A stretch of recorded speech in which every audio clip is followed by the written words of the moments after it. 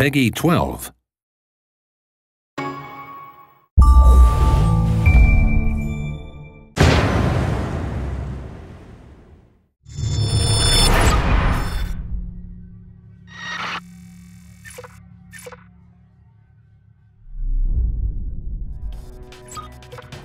Hello, I'm Julian Gollop. Welcome to the Ghost Recon Shadow Wars gameplay video 1. I'm going to take you through one of the missions later in the game.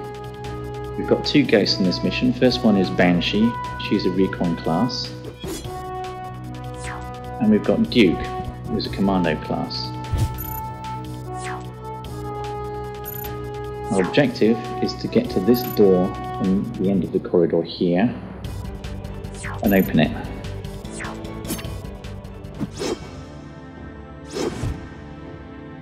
Okay, if we look around, we'll see some enemies above us, some to the left, and there's some below. Fortunately, our guys are armed with some pretty heavy weapons. It's a turn-based game, so I'm going to select Banshee here.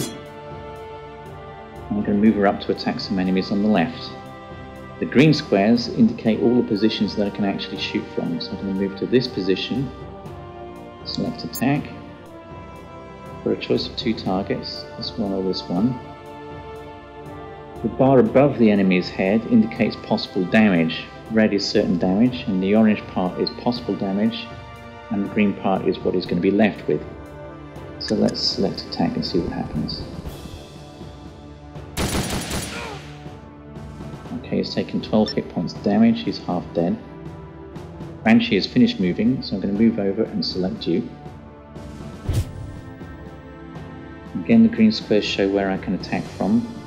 I'm going to bring Duke up near to Banshee. Select attack. Now, if I select this target, there's a possibility that I'm going to kill him.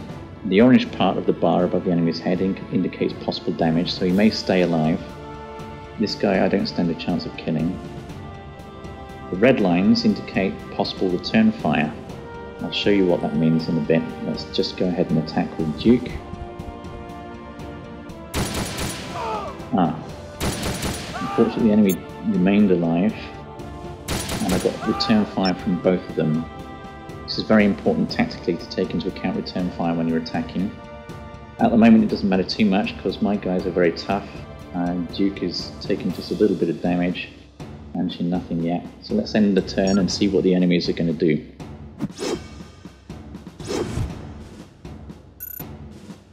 Okay, it looks like they've noticed us. A couple of enemy assault troops moving up next to the turrets.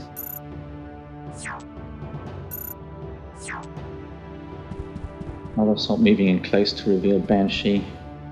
The other one attacking Banshee.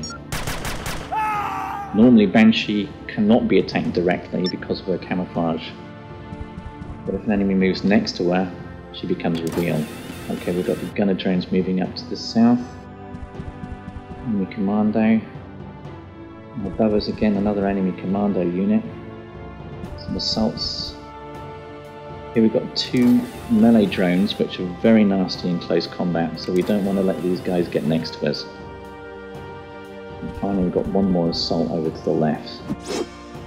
Basically, we're surrounded. First, let's deal with the immediate threat.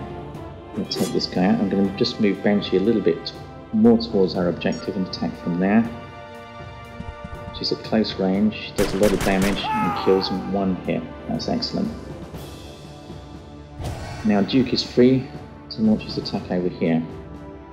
When I select Duke, I'm going to switch to his secondary weapon, which is a shoulder-launched missile launcher. I can't move so far and attack. And if I move here, select attack, I can launch an attack on the line here. It's an area effect weapon, so I should be able to affect 3 targets. Let's see what happens. Excellent, I've taken out one of the turrets and 2 of the defending guards are seriously injured. Let's see what the enemy can respond with. Assault's moving up closer, but they're not in range to attack yet.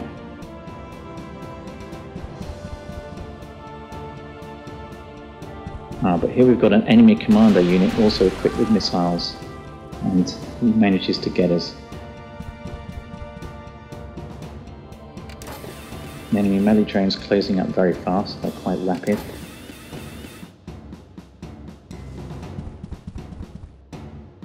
So now I've got to be careful. I'll stick with the main objective. I'll get Banshee probably to attack the guys over on the left. So let's select Banshee. Banshee is equipped also with a secondary weapon. I'll switch to it now.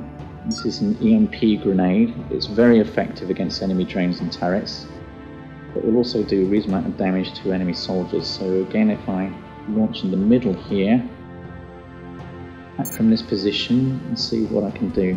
Should be able to take most of them out. Yes, excellent, all three are gone. Now this leaves Duke to choose where to attack next. It's a big choice of targets. And now I will probably launch an attack here. So what I'll do is I'll move this way a little bit and I'll select attack position. This means I can select any position in the red area. I can place it here, and because of the area effect it should affect both those enemies. Let's see. Okay, excellent. They're both damaged but not killed.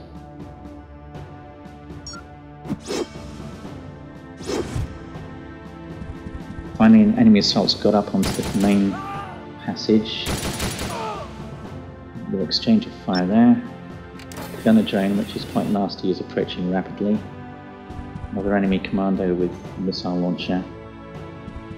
Meanwhile, the enemy commando is still launching missiles at us. Duke is under really heavy attack here. We don't want these melee drones to get next to us, so somehow we're going to have to deal with them.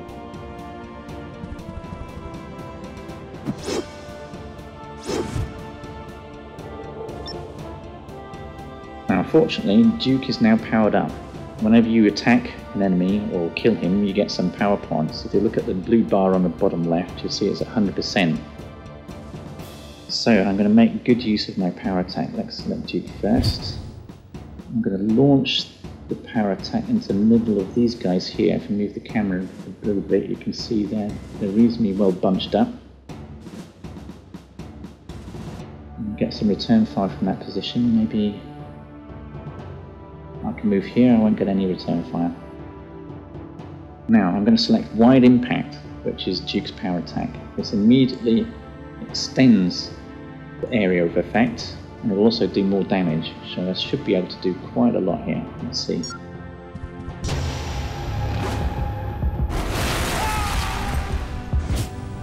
I've taken out 4 enemy targets in one hit, which is absolutely excellent. Okay, Banshee is now clear to get to the door, so let's get up towards the door here and let's see what happens.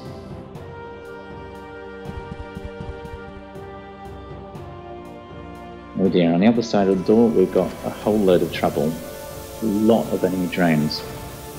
But to find out how to beat them, you'll have to play the game for yourself.